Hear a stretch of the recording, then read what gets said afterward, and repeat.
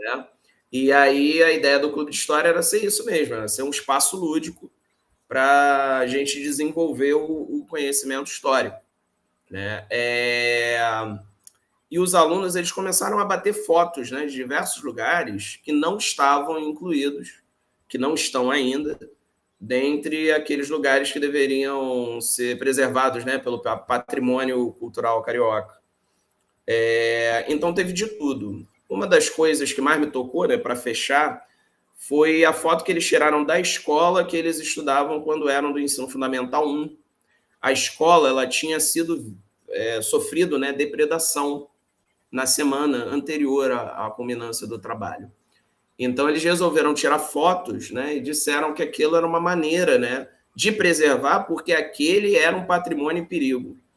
Então, assim, eu quando ouvi isso, né, o coração ficou quentinho, o professor ficou feliz, né, achou que a aula deu certo, funcionou. Aqui no canto inferior esquerdo, a gente tem algumas lâminas, né, que a gente fez em papel cartão, tudo muito artesanal, tá, gente? Exatamente para a gente ter a possibilidade de reproduzir isso em qualquer escola, tendo ou não possibilidades materiais, né? Tiraram as fotos, a gente imprimiu, colou em cartazes junto com os textos e conseguiu uma parceria com a Biblioteca Pública de Irajá e expôs esse trabalho lá durante uma semana. E aí eles puderam ir, levaram os pais, levaram os colegas. Então foi muito significativo esse trabalho. Eu encerro aqui minha fala e deixo aí com o Flávio a finalização desse processo. Obrigado, hein? Flávio, querido, você consegue apresentar, falar, fazer tudo aí? Acho que sim. Vamos lá. Bom dia, pessoal. Bom Sou dia. Flávio Braga, sou professor também da rede municipal, assim como o Fábio, fizemos o mesmo programa de mestrado, né, que é o Prof. História. Nos conhecemos lá e a gente é tão amigo que nós somos conhecidos como Código Damião até hoje, né, do sertaneja. A minha pesquisa, ela se assemelha em muita coisa com o quadro Fábio, né? Isso também é um dos motivos, inclusive, de nossa aproximação, que a gente trocou muita ideia durante esse processo, né? A minha pesquisa, ela parte de uma questão que trata principalmente sobre questões de identidade, né? Eu, diferente do Fábio, eu dou aula numa escola, mais dentro de uma comunidade, que é no Complexo da Pedreira, que são os bairros ali de Costa Barros, Jacaria, Fazenda Botafogo, Pavuna, enfim. E a escola fica mais dentro do contexto de uma favela. E foi muito interessante quando eu comecei a dar aula, eu dou aula na Daniel Pisa, só eu dou aula na Daniel Pisa desde 2013. Eu sou um dos professores mais antigos lá. Ela foi fundada em julho de 2012, finalzinho de 2012, início de 2013 eu estava estudando lá. Apesar de ser bem próxima da que o Fábio trabalhou durante 8 anos, ela já fica em outra coordenadoria. E atende também o mesmo público, de sexto ao nono ano do ensino fundamental.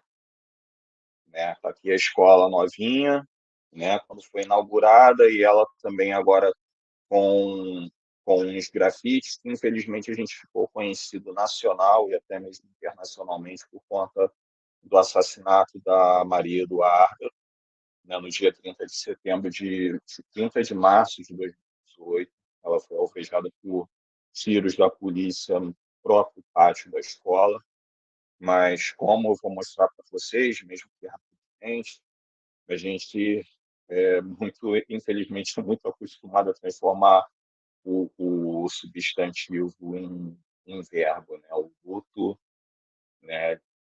Em luta.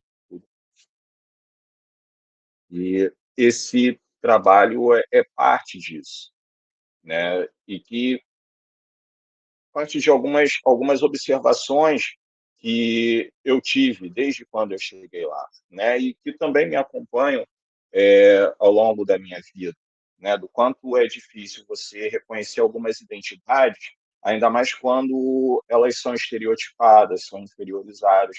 Então, como é que trabalhar num ambiente em que pelo menos 80% dos nossos alunos, 70, 80% dos nossos alunos são negros ou pardos, e que a maioria absoluta é daquele conjunto de favelas, e como é que a gente vai combater esses estereótipos relacionados a negros e favelados no ambiente escolar, né? E qual, qual a contribuição que o ensino de história pode dar para mudar esse quadro, que referências podem ser usadas, referências do cotidiano desses alunos podem colaborar para mudar essa situação, e que, quando eu falo de referências, são desde referências locais, né, de lugares que eles costumam frequentar, locais que eles costumam ver no seu cotidiano, até a questão cultural, de música,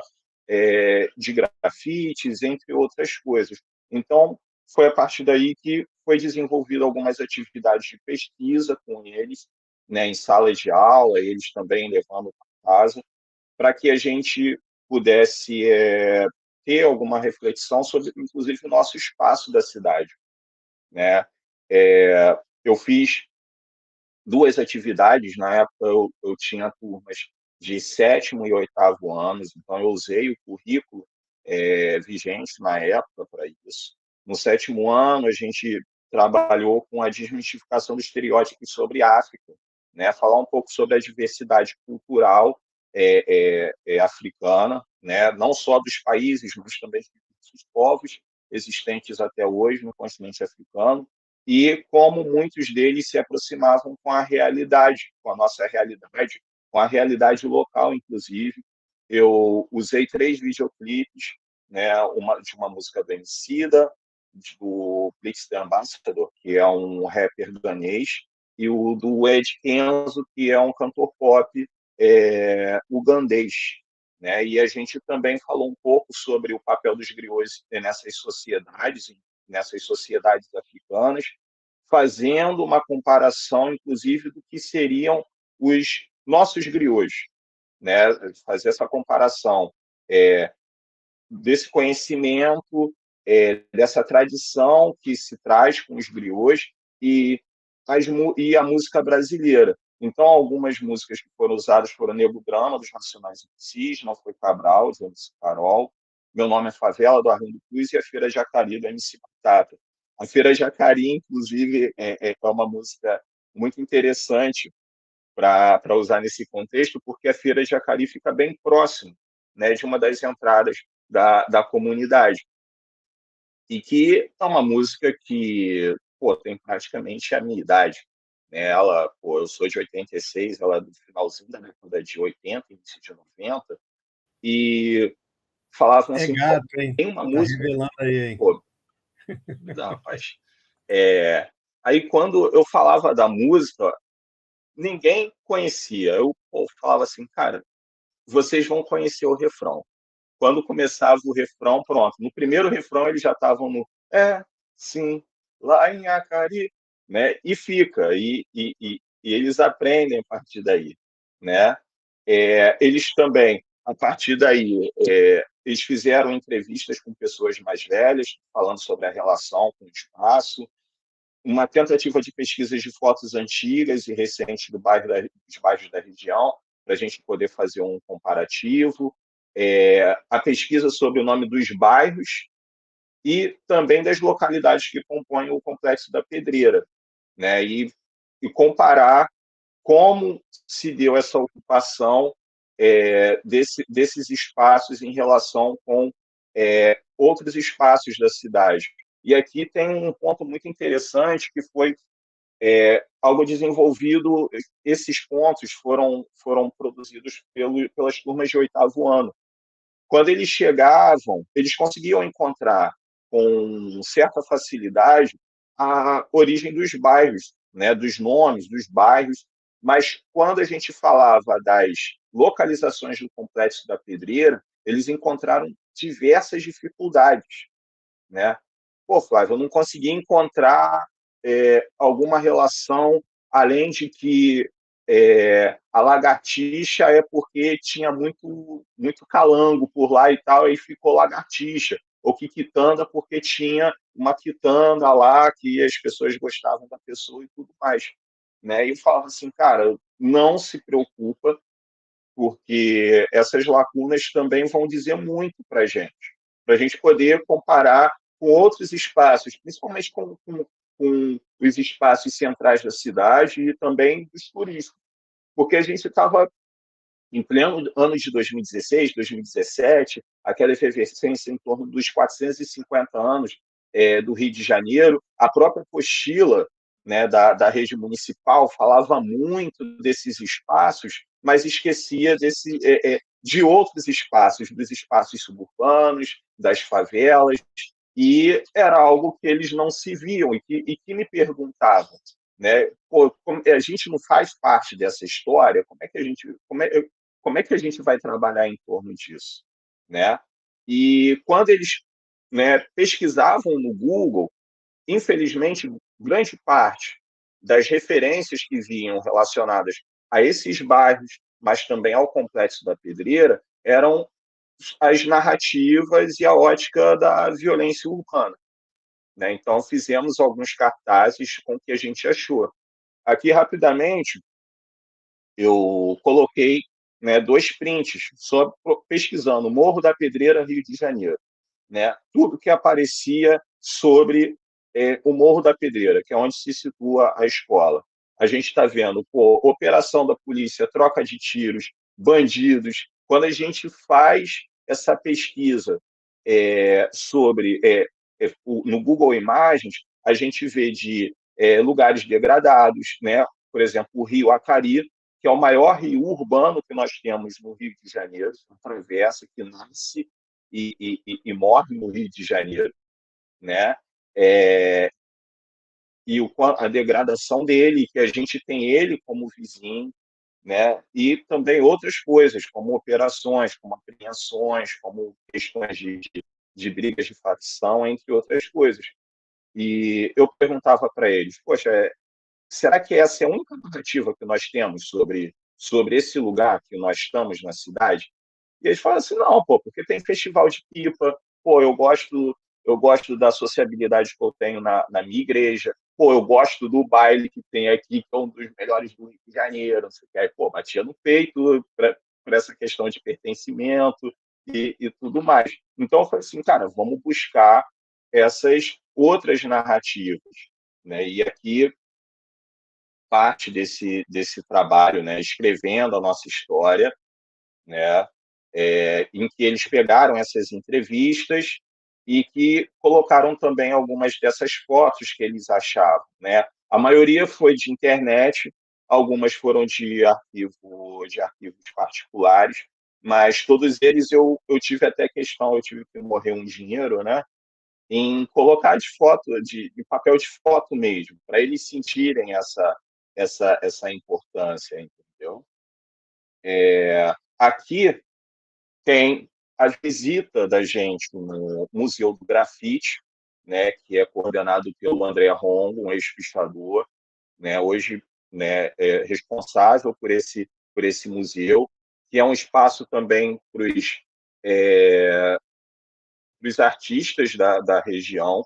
E aqui tem um, um grafite, né, no muro do metrô da de Fazenda Botafogo Acari, né, em que foi coordenado pelo Rongo, chegou a ganhar um prêmio, né, do concurso que o Metrô Rio fez, né, e que tem diversas referências sobre a história da região, né, como o surgimento da palavra Acari, por que a região é Acari, por que o rio é Acari, que é por conta de um peixe, personalidades como o Robson Caetano, que é da Fazenda Botafogo, tem a referência a Duda, tem referência à escola, né, como vocês estão observando nessa foto mais embaixo, das Mães de Maio, das Mães de Maio não, das Mães de Acari, entre outras referências. Basicamente, deixa eu só tirar aqui, basicamente, a pesquisa foi isso, e que serviu muito para a gente trazer essa discussão para eles, né, do espaço da cidade, uma tentativa de valorização do espaço em que eles estão. E isso daí é notório, né, porque eles conseguem, a partir dali, observar que o espaço deles também tem um valor. Essa visita ao Museu do Grafite, ela foi muito emblemática na época, porque eu levei 2 turmas de 7º ano. É um local de fácil acesso, fica em frente a uma das estações do metrô, praticamente. Está ali na região, está, sei lá, andando a 10 minutos da escola, 10, 15 minutinhos da escola.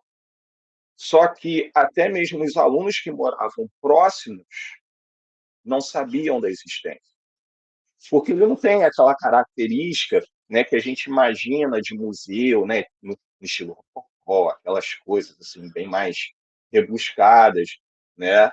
Não, é um prédio, é um prédio. O Rombo, inclusive, ele trabalha com questões de material reciclável, e a maioria achava que era basicamente só um espaço de reciclagem de material, e depois isso foi ressignificado para eles, né? Assim como uma relação também com o espaço. Ok? Eu encerro a minha participação aqui. Acho que agora, né, 11h35. O único que cumpriu o prazo. Foi. Pô, meu irmão, vocês me colocam cirúrgico, ele falou que ele é cirúrgico. Não, terrivelmente meticuloso. Meticuloso. Usei o sinônimo. Gente, toda vez que eu ouço vocês falarem, eu fico babando tanto, e é tão bom esse diálogo, né? Eu tenho tanto respeito, assim, pelos trabalhos também do Prof. História, e pela militância da gente, né? E o que a gente faz também, né? De botar eventos e tentar trazer essa história também suburbana e local para as ruas, né? Porque nós 4 fazemos esse esforço aqui, imagino que outras pessoas aqui também façam, e ver isso, né? A fala de vocês estava passando assim, vou furar a fila rapidinho, quem quiser fazer pergunta pode levantar a mão aí que a gente vai anotando. Mas assim, ficou me passando o tempo inteiro aquela questão da quem escreve essas histórias, né? Obviamente, durante a nossa história, a gente está tendo aí, nos últimos anos, nas últimas décadas, eu não vou falar revisionismo, que revisionismo me remete a coisas mais negativas. Mas a gente está tendo a possibilidade de escrever nós mesmos essas histórias. Então, eu vejo isso nos trabalhos, essa tentativa, tá vendo? Todos nós aqui somos suburbanos, então, obviamente, que tem que partir da nossa perspectiva. E eles, como esse trabalho em escolas, mostrando a esses alunos que são agentes históricos e que eles são capazes de escrever essa própria história, né? Que não é o que a mídia vai falar sobre uma escola em Costa Barros que vai realmente trazer a realidade para aqueles alunos, porque isso traz o quê? A desvalorização. Então, a gente ainda vê esse reforço de uma perspectiva, de uma representação, né? Vamos usar o conceito da história, né, que o Chartier fala muito das representações, ainda de um viés muito elitista, ainda de um viés de uma escrita de uma história que não é feita por aquelas pessoas que vivem e convivem naquele espaço.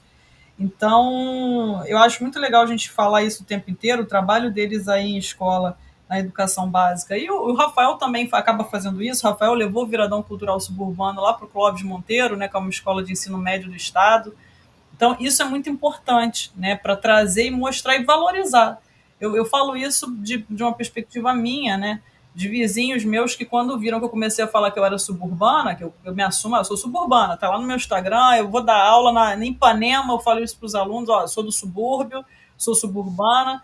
Então, as pessoas começam a se olhar diferente, né? Assim, não, realmente, peraí, a gente tem uma história. Então, isso é muito significativo, isso é muito importante para a luta do direito à cidade e para a escrita dessas histórias que não estão escritas. Eu não falei aqui, a gente não tem tempo, mas o Rafael sempre traz nas palestras que ele vem a questão da etimologia indígena, que apesar da gente ter apagado das histórias indígenas nos subúrbios, o Fábio também trouxe isso daí, falando na fala dele, a gente percebe no nome dos bairros, né? O próprio Flávio estava falando Jacari, Irajá, Inhaúma, Maracanã, Tijuca. Então, assim, essa etimologia toda está presente, o que mostra uma presença indígena ali que sobreviveu, mesmo no apagamento e no extermínio.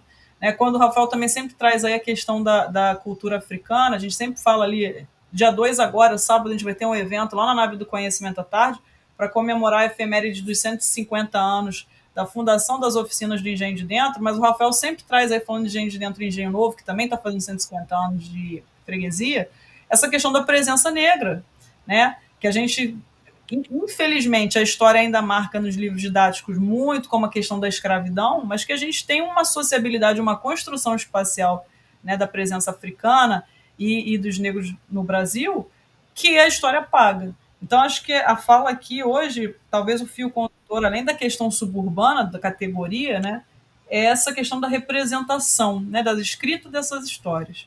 Então, vou passar a palavra aí para a Alexandra, que ela levantou a mão, e aí depois, se mais alguém tiver uma questão, a gente ainda tem 20 minutinhos aí, acredito que dê tempo.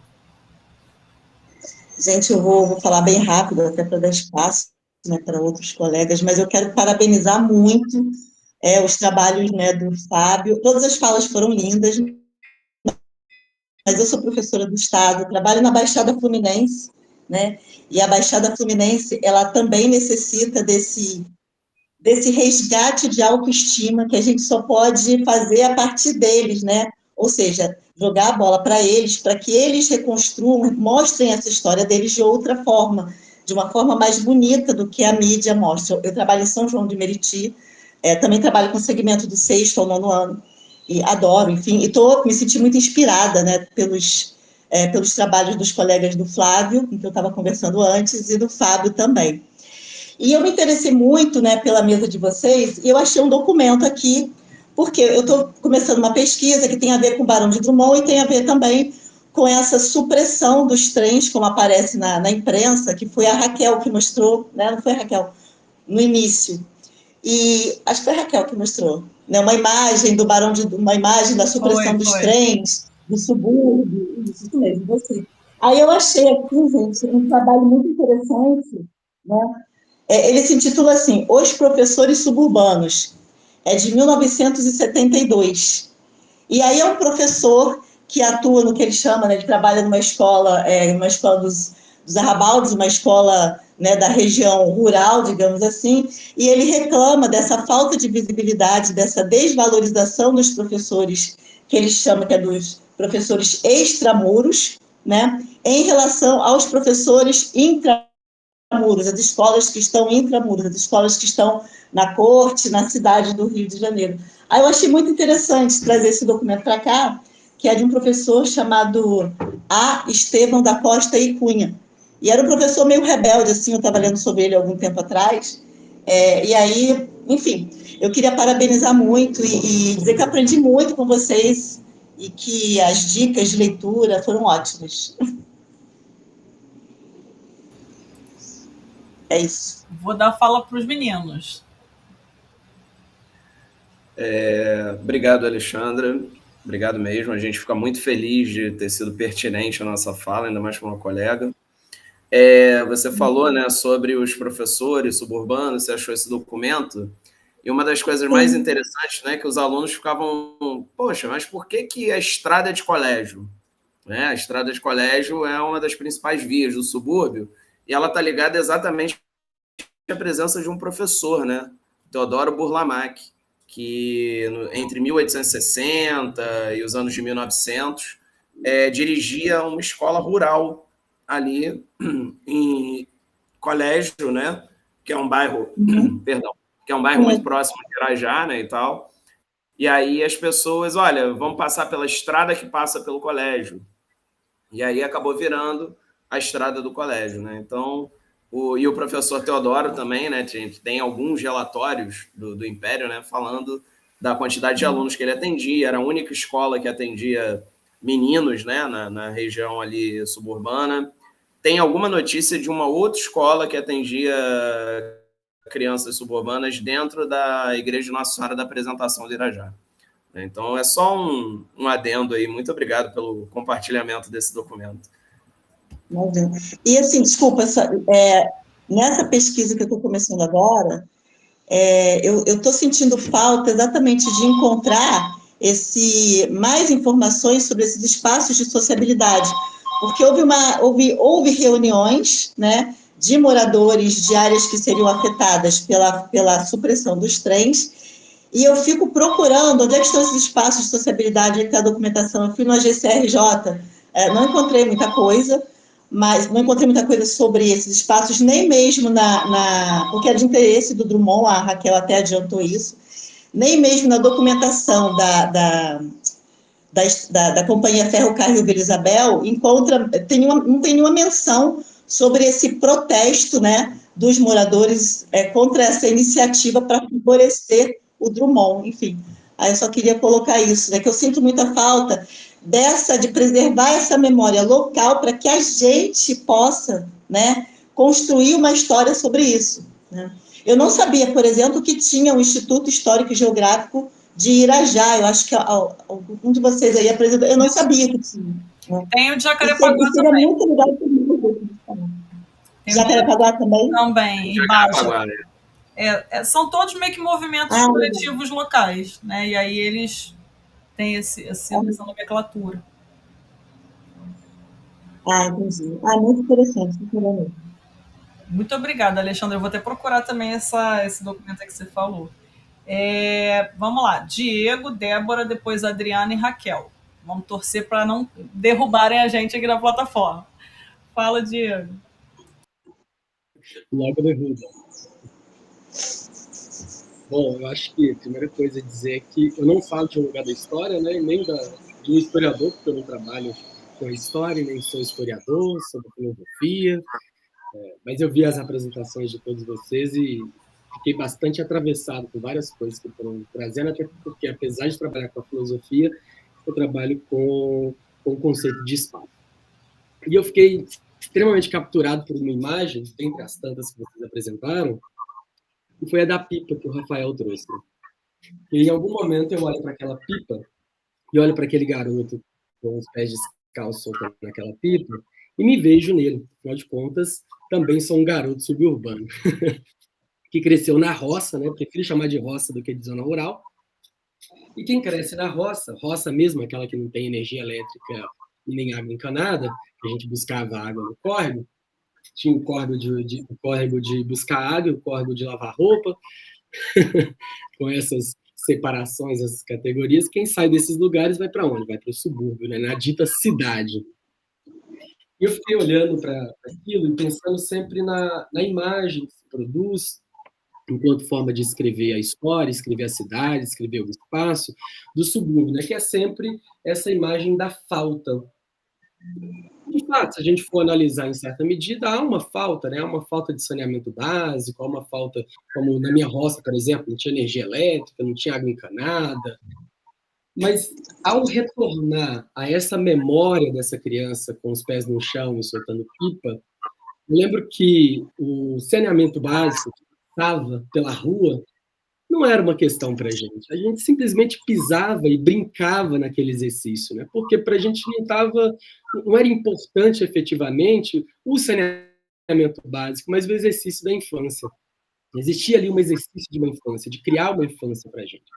E aí fiquei pensando no que o Rafael trouxe sobre a questão da construção da ancestralidade. E quando a gente sempre fala de ancestralidade, retomamos sempre a uma ideia de passado, né? O ancestral como algo que é passado.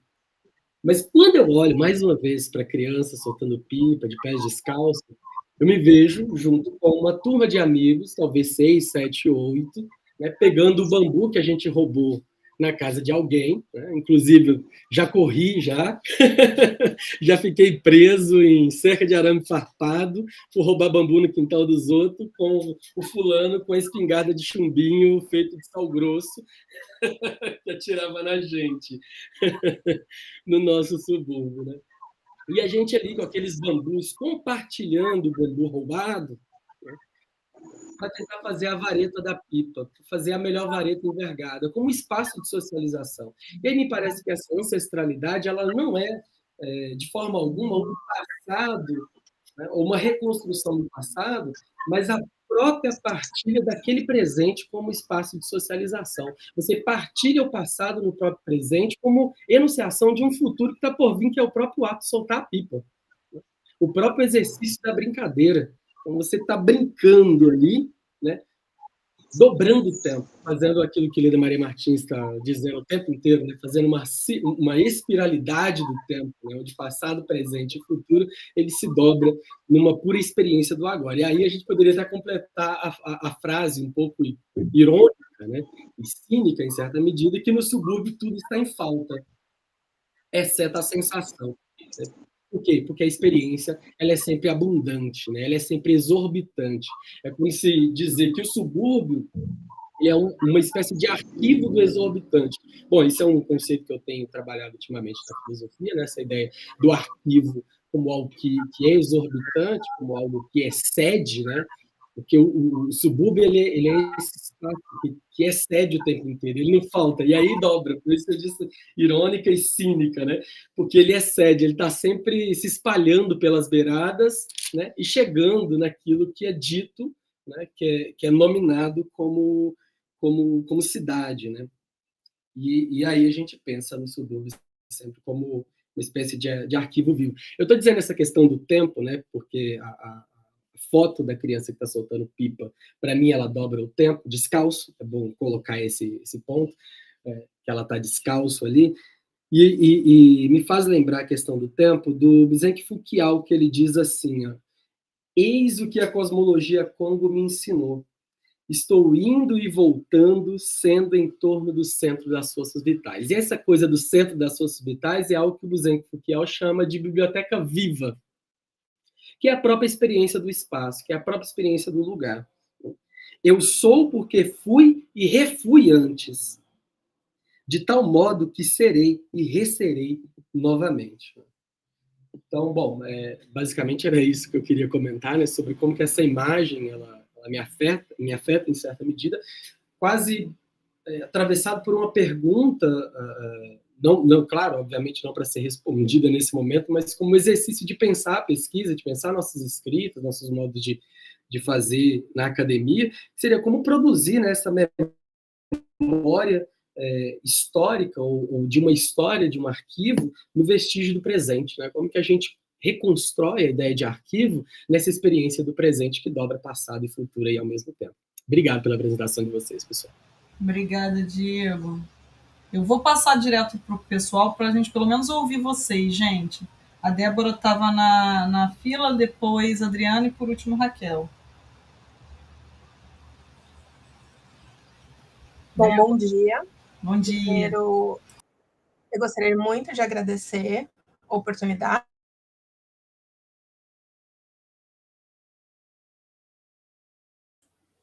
Caramba, Débora, deu uma travada quando você foi falar. Não sei se você está nos ouvindo, mas você está congelada para a gente. Vamos passar para a próxima. Quando a Débora puder, a gente volta com ela, tá bom, Raquel? Pode ser. Adriana? Adriana, você consegue falar? Bom dia. Eu tô tão mexida aqui, tão atravessada com tudo.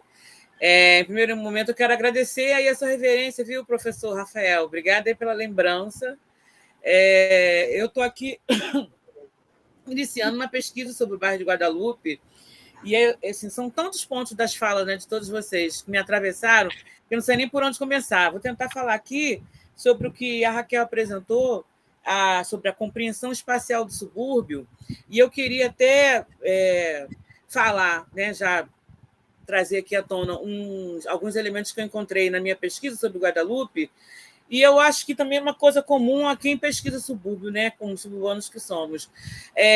Por exemplo, em Guadalupe há, no mínimo, assim, 3 territórios diferentes, né, 3 que são marcados pelos conjuntos habitacionais que tem aqui, e que são modos de viver e de socializar diferente. Não sei se vocês encontram isso nos locais onde vocês moraram ou moram, né? Guadalupe tem isso. Acontece, né? Acontece sim. Pois é. Isso é no muito mínimo, cortado pela linha do trem, lá de lá e lá de cá, no mínimo. Exatamente. São modos de viver, de pensar, de agir, de socializar, muito diferente. E esses conceitos que vocês trouxeram no trabalho de vocês também me ajudam a me organizar nesse sentido com a minha pesquisa, né? E uma coisa, assim, outra coisa interessante que me chamou a atenção sobre o que, até foi o Rafael, acho que falou, sobre o que a noção de patrimônio, né? Quem define isso, o que é patrimônio, né? E aí eu encontro, por exemplo, na pesquisa em Guadalupe, a quitanda do Seu Bill, que era uma, né, que a gente não encontra mais hoje em dia, né, nos subúrbios, a gente encontra mais o tal do sacolão, que é uma versão gourmetizada do que era uma quitanda. E essa quitanda do Seu Bill, que tem lá no início da favela do Muquiço, ela se encontra com a mesma estrutura até hoje. E quem continua tocando a quitanda do Seu Bill são os filhos do Seu Bill, que, por sinal, são a cara do Seu Bill, que permeou muito a minha memória, né, na minha infância. Isso é uma coisa interessante também. Eu vou trazer até para a minha pesquisa esse conceito de patrimônio. A outra coisa interessante também, sobre os espaços de sociabilidade que perpassam pela compreensão também espacial do subúrbio, é a presença dos afetos. É a presença dos afetos, sobre o modo... Por exemplo, eu não estou conseguindo elaborar, mas eu quero dar um exemplo meu, por exemplo. Eu sou a mais velha de 5 irmãs. Minha mãe foi viúva muito cedo. Então, mamãe saía para trabalhar e nós 5 eu cuidava das minhas irmãs, mas quem cuidava de todas nós era a vizinhança. As filhas da Maria Helena eram as filhas de todo mundo. Isso não é um fato isolado, né? Naquele espaço ali, que é atravessado pela linha do trem, ali, quase chegando em Deodoro, as crianças foram criadas por todo mundo. E existe um provérbio africano, né, que as crianças são criadas por toda uma aldeia. Eu trago isso para esse conceito, eu consigo encontrar uma similaridade para o jeito como eu fui criada e as crianças todas foram criadas ali também. Então, olha como as coisas se entrelaçam, né? Como é que o modo de viver, de ocupar os espaços afrodiaspóricos são assim. Então, assim, fiquei muito atravessado por cada uma das experiências e das pesquisas que vocês trouxeram e do que eu já estou conseguindo construir com a minha pesquisa sobre o Guadalupe. Só gratidão, só agradecer e vamos continuar trocando. Obrigada. Obrigada, Adriana. Vou dar a palavra para a Débora. Consegue falar agora, Débora? Oi, pessoal. Acredito. Eu não sei o que está acontecendo. Estou vendo todos vocês tela preta, então estou achando que eu vou cair muito em breve. Já peço desculpas de antemão, assim, tá terrível. Mas acho que retomando um pouco a minha fala, acho que eu parei na parte de que eu falo duplamente de fora, né? Tanto do Rio de Janeiro quanto da história. Eu sou arquiteta e hoje eu sou doutoranda na Faculdade de Arquitetura e Urbanismo da Universidade de São Paulo. E a minha pesquisa, desde o mestrado, ela parte de um incômodo, porque quando eu entrei no mundo da arquitetura, eu moro hoje na Zona Norte de São Paulo, ou seja, além do rio, né, do limite do rio Tietê, e aqui em São Paulo a gente tem muita essa relação de centro e periferia. O subúrbio, de fato, ele não existe, né, ele foi apagado nessa cidade. Então, ou você é centro ou você é periferia. E a gente, aqui, né, quando eu fui para a faculdade de arquitetura, eu fui perpassada por uma visão, se você mora acima do limite do rio Tietê, você é periferia. E eu falava, não, eu não sou periferia, não estou aqui julgando, né, mas eu não me reconheço nesse espaço da precariedade, da falta, de uma série de coisas que esse termo periférico está embutido. É isso, a imagem do Rafael hoje, do menino na rua, é a minha imagem da infância, de crescer, uma certa infraestrutura, de estar crescendo na rua, o que a Adriana comentou agora, os filhos da Sônia são os filhos de todo mundo, que é a minha mãe, a minha avó, que cuidava da criançada da rua, enfim, é outra dinâmica, é outro espaço de sociabilidade que eu não me reconhecia naquela fala, para mim, super preconceituosa daqueles professores. Não, se você não é centro, você é periferia. Eu falava, não, você não conhece, já foi do outro lado, né? Tanto que os meus trabalhos eu costumo sempre colocar cidade além rios, para mostrar que não, né? Existe cidade, existe sociabilidade, enfim, dentro disso. E aí eu venho me aproximando de vocês, né, do grupo do Diálogos Suburbanos, através da professora Nilce Aravec e da Flávia Brito, né, que já desenvolveu as pesquisas e continua desenvolvendo trabalhos aí junto a vocês. E a hora que a Nilce viu meu trabalho, ela falou: Débora, você tem que acompanhar o pessoal do Diálogos Suburbanos, porque o seu trabalho está muito por aí. Por quê? Aqui em São Paulo nós não temos essa discussão.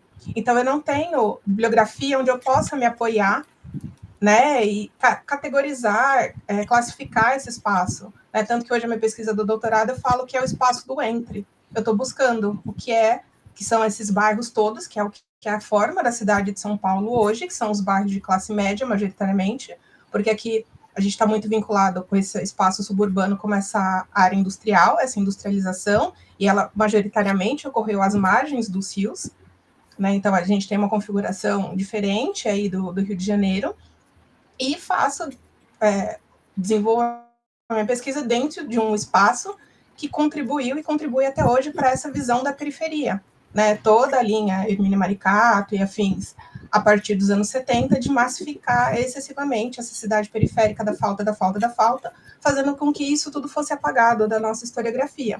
Então, assim, encontrar vocês aqui hoje, sabe, e ver que, assim, os estudos que a gente tem desenvolvido, aí não sou só eu, tem mais alguns colegas no grupo que também se identificam, que estão desenvolvendo as suas pesquisas a partir desses incômodos, né, que a gente não consegue se encaixar nessa caixinha.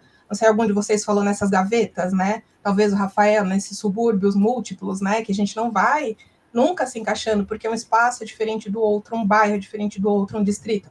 Mas que a hora que a gente organiza todo mundo, a gente fala: peraí, nós crescemos em regiões totalmente distintas da cidade, mas com a mesma sociabilidade, com as mesmas características que eu vi aqui no trabalho de vocês.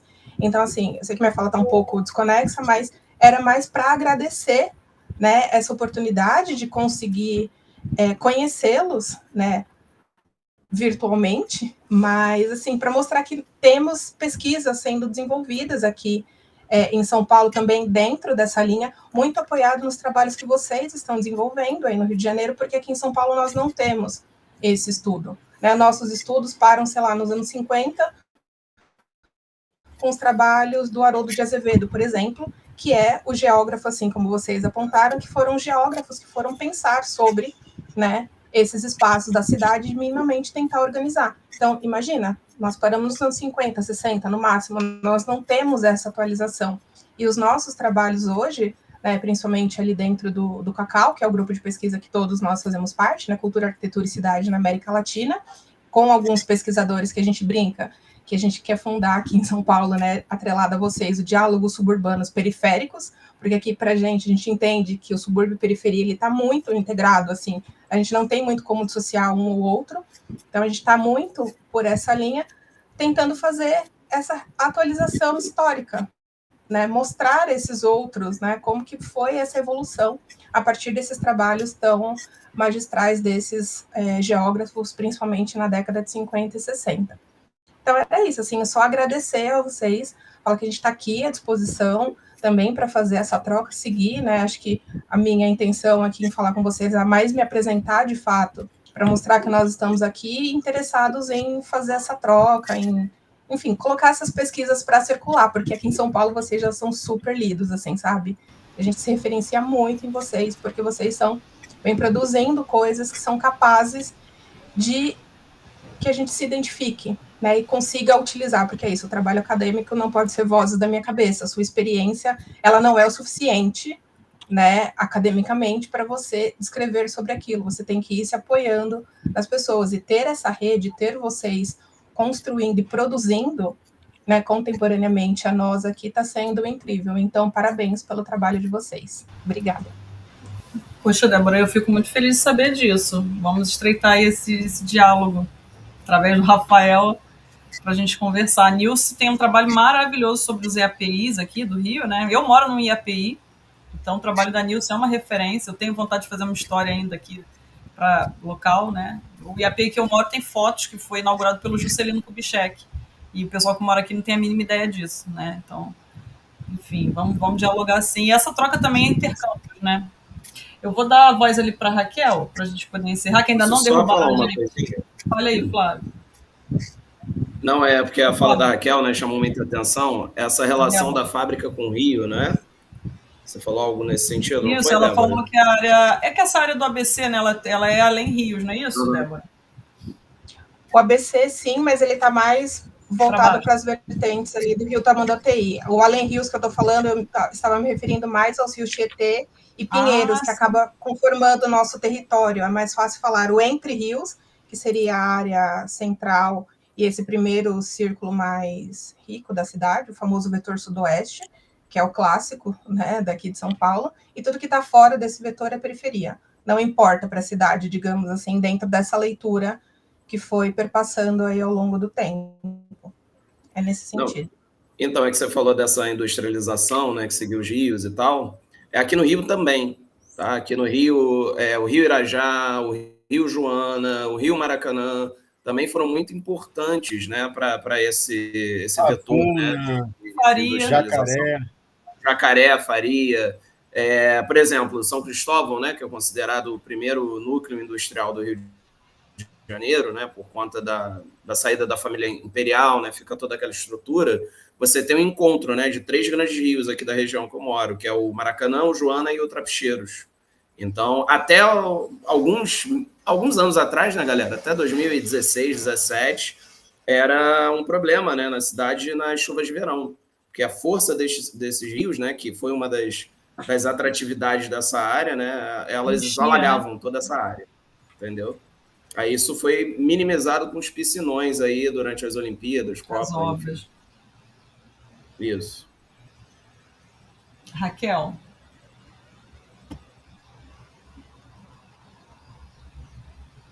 Raquel, pode falar. Será que ela caiu, gente?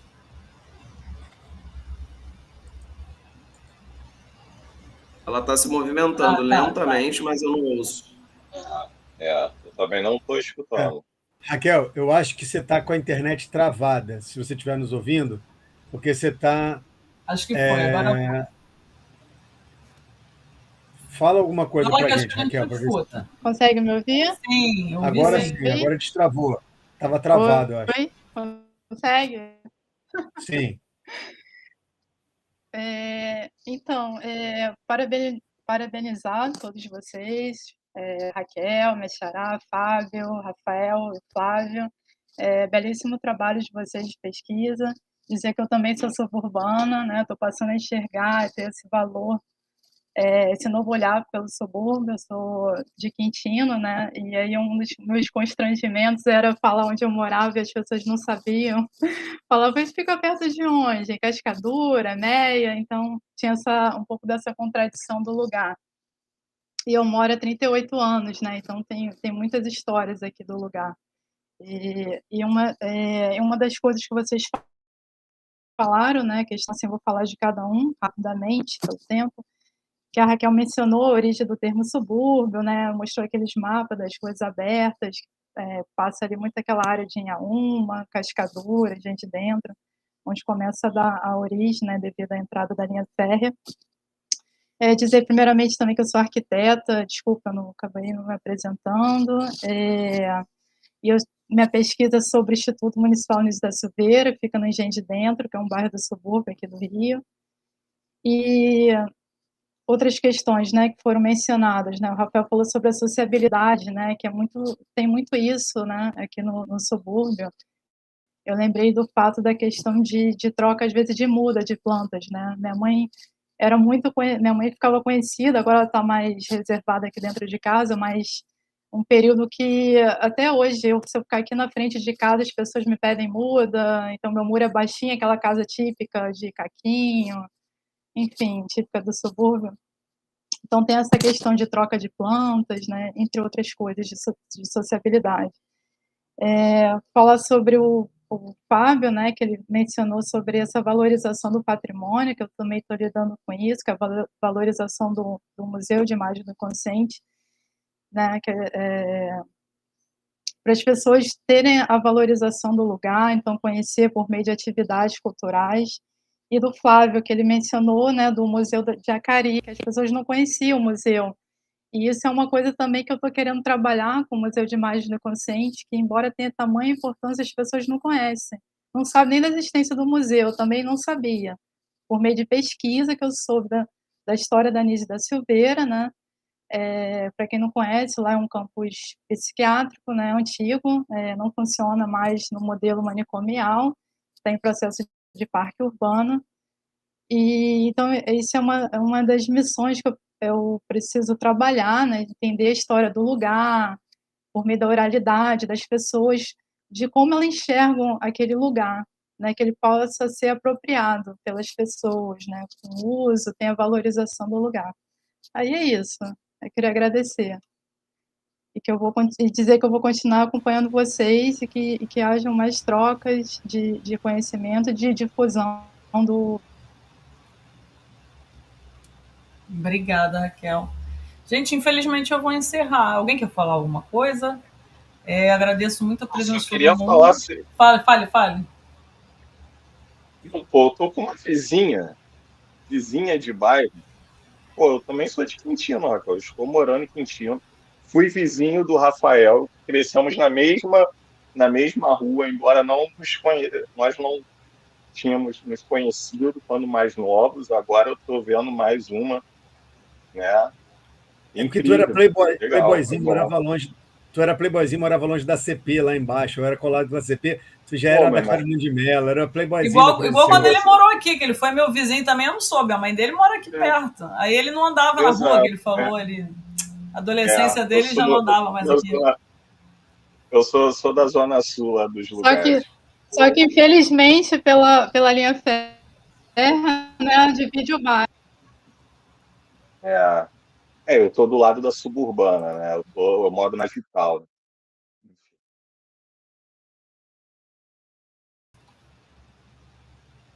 É o lado mais nobre, eu tô do outro lado, da FAETEC. Todo mundo me chamando de rico. Eu não tô entendendo o que é isso. Eu vou calar a boca, Raquel, encerra aí, por favor. Não, deixa eu só falar só uma coisa. Fale, Rafael. Gente, Rafael tem hora também. Que a gente esteja aqui. É muito importante que a gente esteja aqui, é muito importante que a gente mantenha nossos debates nas nossas redes. É fundamental, e aí eu vou pedir para o Diego, se ele puder, depois eu não tenho contato com o Diego. Diego, se quiser depois de me mandar teu WhatsApp, eu vou botar meu contato aqui, ó. Porque a gente está sempre aqui em trocas. Eu falo que a história dos subúrbios ainda está por ser escrita. É verdade. Assim como a própria metodologia da história do subúrbio também está por ser escrita.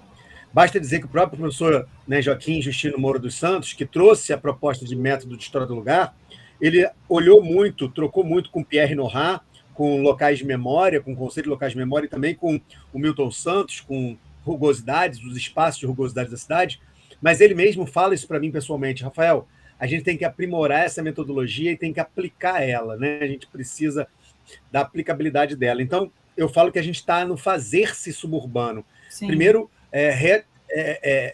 primeiro num processo de reformulação dessas identidades e, segundo, buscando fontes, bibliografias, referências, nos retroalimentando para produzir uma nova história, que é muito difícil. A gente tem que bater não só com a academia, que muitas vezes não entende a perspectiva da própria categoria ampliada de subúrbio, a gente tem que fazer uma revisão bibliográfica.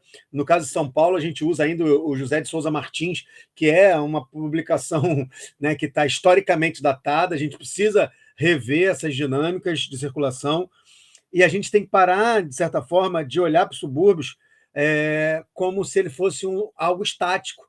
Aqui tem o rio Pavuna, que divide, né, os limites municipais. Como é que eu atravesso de Pavuna para São João de Meriti e o subúrbio acabou? Não acabou. A gente tem que cada vez mais ampliar essa visão de subúrbio e entender ele a partir de outras possibilidades, outras centralidades. O subúrbio não foi feito pelo trem, não foi feito pelas reformas urbanas, né? Apesar delas se inserirem nesse processo, a gente tem que entender qual olhar a gente usa para analisar esses subúrbios, e esse olhar é da geografia, da história, da antropologia.